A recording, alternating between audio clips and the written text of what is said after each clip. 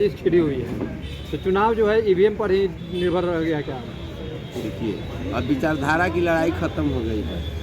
अब आर्थिक लड़ाई है पूरे दुनिया में, हिंदुस्तान में ही नहीं। और इस आर्थिक लड़ाई में हर दल जनता के मन और विचार को भटकाने के लिए कुछ न कुछ बहाना बनाती है। कुछ दिन पहले संविधान खत्म हो रहा था, संविधान पर खतरा है, संविधान खत्म हो जाएगा। जिस देश में राष्ट्रपति आदिवासी हो, जिस देश का प्रधानमंत्री पिछड़ा हो, जिस देश का चीफ जस्टिस पिछड़ा हो, हमको समझ में नहीं आ रहा है कि ईवीएम कैसे खराब हो जाएगा, संविधान कैसे खत्म हो जाएगा। अपने हार को नहीं पचा पाने के लिए इस इशू को डाइवर्ट करके ईवीएम की तरफ लोग ले जा रहा है कि जनता का विचार जो है एक जा रहा है कि कहाँ हमको वोट देना है, तो उस विचार को भटकाने के लिए लोग ईवीएम को बहाना ढूंढ रहे। ईवीएम रहता तो कर्नाटका में चुनाव हुआ, वहाँ कांग्रेस जीत गई, तेलंगाना में कांग्रेस जीत गई, आंध्रा में चंद्रबाबू नायडू जीत गए।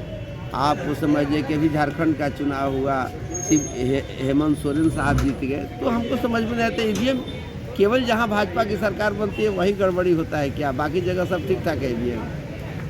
भाई ऐसा तो नहीं है कि मतलब महाराष्ट्र बड़ी राज्य है तो इसलिए आप लोग बड़ा राज्य छोटा राज्य का होता है अधिकार। तो अब तो बड़ा राज्य होते भी महाराष्ट्र से ज़्यादा खनिज संपदा तो झारखंड में है, छत्तीसगढ़ में, ये सब स्टेटों में है, आंध्रा में है। तो सरकार का नियत ही यदि गंदा होता तो झारखंड जैसे इतना कीमती संपदा वाले स्टेट को क्यों छोड़ देता भाई? बिहार से तो कम ज़्यादा वहाँ पर रॉयल्टी आता है गवर्नमेंट के पास। यानी विपक्ष जो आरोप लगा रहा है वो बेबुनियाद आरोप। ये सब इशू ही नहीं रह गया देश के अंदर। इतनी बड़ी आबादी है, 150 अरब की आबादी है इस मुल्क का, जनता विद्रोह कर देती है। ऐसा बात होता तो नेताओं की बात सुनने के लिए अब जनता तैयार कहाँ है? ये बकवास है सब चीज़। अपना परिचय दीजिए। सुशील कुमार सिंह, सहकारिता प्रकोष्ठ का संयोजक, बिहार प्रदेश। और क्या लग रहा है कि चुनाव अब पूरा कुछ ईवीएम पर ही सारा कुछ निर्भर रह गया क्या, पक्ष और विपक्ष दोनों? ये तो सारा बेतुका बात है। जब चुनाव कोई हार जाता है तो कहेगा ईवीएम पर कौन कहेगा ये हुआ ऐसे हुआ। अगर झारखंड का शिबू सोरेन क्यों नहीं बोल रहे ईवीएम गड़बड़ था, महाराष्ट्र पर ही क्यों राजनीतिक हो रहा है? जनता जिसको नकार दे रहा है, ईवीएम भी लाए कौन है? कांग्रेस ने लाया। ये सब बेतुका बात है।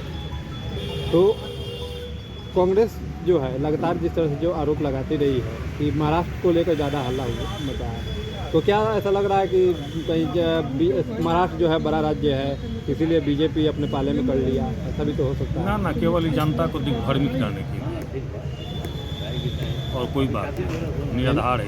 यानी विपक्ष का आरोप निराधार। मैनेजमेंट कर रहा था IIM का पैकेज। ईवीएम को लेकर अभी पूरा चर्चा बना हुआ है देश में। क्या लग रहा है कि वाकई में ईवीएम में गड़बड़ होती है क्या? ये कैसे करते हैं आप? जब हम जीत गए तो ईवीएम ठीक था, हार गए तो गड़बड़ हो गया। लेकिन आरोप तो कांग्रेस लगाती है। आरोप लगाना अलग विषय है, सच्चाई अलग विषय है। यानी विपक्ष का आरोप बेबुनियाद है। ये आप कर रहे हैं, मैं नहीं कर रहा हूँ। क्या कहना चाहेंगे इस पे? हम कहना चाहेंगे कि तथ्यों के आधार पर आरोप लगने चाहिए। इलेक्शन कमीशन तो बराबर कहती है कि आप सिद्ध करके मुझे दिखाइए, सिद्ध तो कोई करता नहीं है। ईवीएम के सवाल पर कोई सिद्ध नहीं ने किया, तो सिर्फ आरोप लगाने से क्या होगा? जब आरोप ही केवल लगता है उस पर जो है, उस पर कोई किसी भी तरह का जो है विपक्ष भी खाली आवाज़ उठाती है, उसके बाद उसका बस वही तक चुप्पी रह जाता है। ऐसा क्या है? आवाज़ उठाने भर अपना वो समझता है काम पूरा हो गया, उससे आगे नहीं जाता। अपना परिचय दो। मेरा नाम विनोद कुमार है, सामाजिक कार्यकर्ता हूँ। कहेंगे जिस तरह से ईवीएम अभी देश में चर्चा का विषय बना हुआ है। ईवीएम पर आरोप आते रहते हैं, लेकिन जब ईवीएम खराब है तो तमाम विपक्ष को एकजुट होकर इसी एक सवाल पर क्यों नहीं हम लोग चलाते? नहीं चलाते हैं तो उनको यह एक इसका मतलब हुआ जो आम जनता को दिग्भ्रमित करते हैं। ईवीएम खराब है, ईवीएम खराब है। यदि खराब है तो आप आंदोलन क्यों नहीं करना चाहते हैं? ईवीएम पर सवाल पैदा नहीं, मैं आप निर्वाचन आयोग जो केंद्र का है उस पर जनता को गुलबंदी करके क्यों नहीं प्रदर्शन करते, या प्रमाणित क्यों नहीं करते हैं कि आपका ईवीएम खराब है? और उसी ईवीएम से कहीं कांग्रेस जीत जाती है, जिस कांग्रेस के बारे में कर रहे हैं, कहीं भाजपा हार जाती है, कहीं में दूसरे दल जीत जाते हैं, कभी हार जाते हैं। तो यह भी एक मुद्दे हैं कि यदि मान लीजिए टोटल खराब ही रहता तो विपक्ष के तो नहीं मान लीजिए सत्ता पक्ष जीतने देता, चाहता तो कि पूरा हम देश, जिसे मान लीजिए भाजपा पर ज़्यादा आरोप लगता है, यदि हिंदू राष्ट्र उसको बनाना ही होता तो सब ईवीएम गड़बड़ी करके सत्ता पूरे भारत को ले लेता और ईवीएम के जरिए वह हिंदू राष्ट्र में सरकार बना लेते और हिंदू राष्ट्र का झंडा गाड़ देता पार्लियामेंट पर। तो ये नहीं है, ये जनता को लोग ईवीएम करके खराब है दिग्भ्रमित करते हैं, और न तो है तो खराब है तो पूरे देश के विपक्ष एक हो और ऐसे निर्वाचन आयोग के खिलाफ खड़ा हो या देश। लोकतंत्र से कोई बड़ा संस्था नहीं होता, इसलिए लोकतंत्र पर विश्वास तो करना ही पड़ेगा। चुनाव आयोग का संस्थान है, उस पर भी विश्वास करना पड़ेगा। एक ही चोटी खारिज तो नहीं किया जा सकता है। यदि ऐसी पूरे सच्चाई के साथ है तो हम तो कहें कि जितने भी भारत की पार्टियां हैं, विपक्ष जो ईवीएम से डरे हुए हैं, उनको एक होकर के एक देश में एक बड़ा मुहिम चलाना चाहिए कि यह गड़बड़ी या वापस किया जा सके।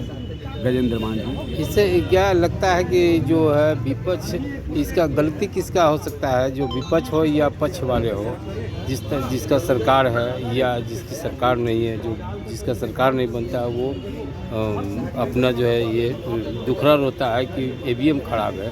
आप किसको गलत मानते हैं? जो पार्टियां चुनाव में हारती है वो यह कह करके अपना भड़ास निकालती है कि ईवीएम खराब है, और जीत जाती है तो वह चुप हो जाते हैं। इस लोकतंत्र में तो यह भी मुझे देखने को मिलता है कि जब जीत जाती है तो चुप हो जाते हैं, हार जाती है तो कहते हैं ईवीएम खराब है। यही तो चलते रहता है इस देश के लोकतंत्र और राजनीति। विपक्ष का आरोप बेबुनियाद है? नहीं, तो विपक्ष को साबित कराना चाहिए एक्सपर्ट से, उन्हें मैंने साबित करना चाहिए। हाँ बिल्कुल साबित करना चाहिए, तो आम जनता भी को प्रमाणित हो जाएगा, तो उसके खिलाफ खड़ा कर होंगे। यह गड़बड़ी, इस प्रकार की गड़बड़ी या देश के लोकतंत्र के लिए गड़बड़ी है, इसको तो प्रमाणित करना ही पड़ेगा ना। यही है गजेंद्र मान जी, एक सामाजिक राजनीतिक कार्यकर्ता।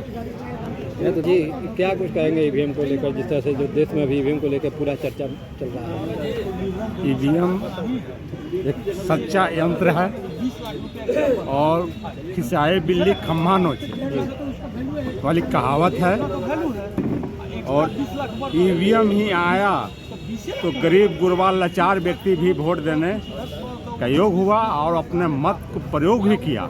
नहीं तो जब बैलेट पे पड़ता था तो कमज़ोर वर्ग से लोग बैलेट को छीन कर वो अपना मोहर मार देता था। यहाँ तो मशीन छीनने की बात तो नहीं ना है। तो जब से ईवीएम आया तो कमज़ोर वर्ग लाचार वर्ग वोट देने का उसका पावर हुआ और वोट देने का काम किया। और ईवीएम पे जो सवाल खड़ा करता है जो पार्टी, तो वो यहाँ के नौजवान इंजीनियर पे सवाल खड़ा करता है। वो ईवीएम मशीन कौन बनाया?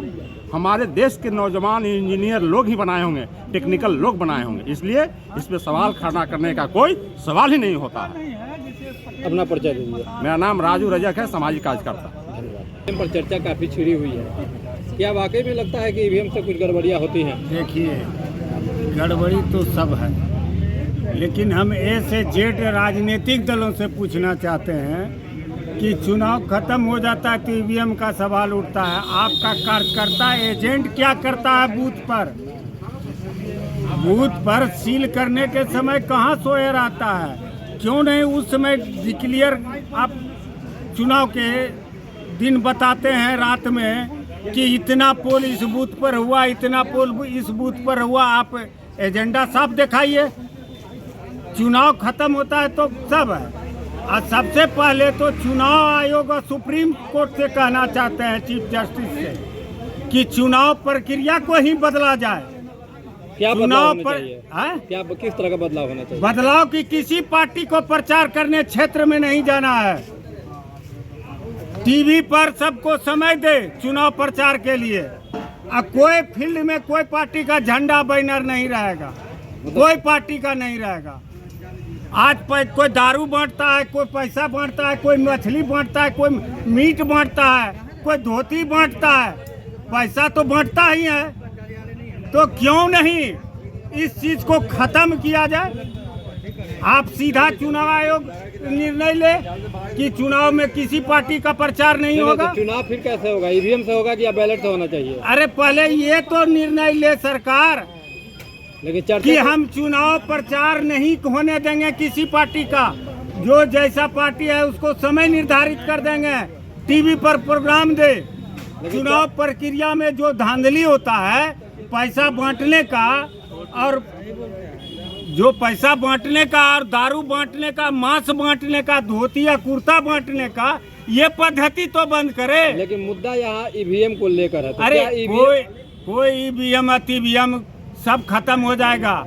आप सरकार और विपक्ष क्या कर रहा है? कान में करवा तेल दे के सोया है। क्या लगता है वाकई में ईवीएम में गड़बड़ियाँ होती है? होता तो सब चीज में है। जब बैंक हैंग हो सकता है, आपका खाता से पैसा निकल सकता है, हैंग कर लिया जाता है, तो ईवीएम कौन तो बड़ी इसका बात है? मतलब जो कांग्रेस आरोप लगाती है वो सही आरोप है? अरे आरोप लगाता है तो बैठता क्यों नहीं है रोड पर? सोनिया गांधी, राहुल गांधी और प्रियंका गांधी और खड़गे साहब क्या कर रहा है? मलाई खा रहा है। लेकिन प्रियंका गांधी भी तो चुनाव जीती है 4 लाख। अरे तो वही हम क्या बोले, ए से जेड तक पार्टी नेता जो है ना, सब अपने अपने स्वार्थ में है। यानी कैसे वोट खरीदे हैं इसके चक्कर में है, कैसे कुर्सी बचावे। यानी आप कहना चाहते हैं कि ईवीएम में कमी नहीं, नेताओं में कमी है? कमी सारे नेता में है और आम आवाम में कमी है कि आप दारू पर और साड़ी पर और हैं? अपना पर्चा दे दीजिए। हम वो नेता नहीं है कुर्सी के लिए झूठ बोलेंगे। अपना पर्चा दे दीजिए। अजय कुमार कुशवाहा, राष्ट्रीय सामाजिक न्याय मोर्चा।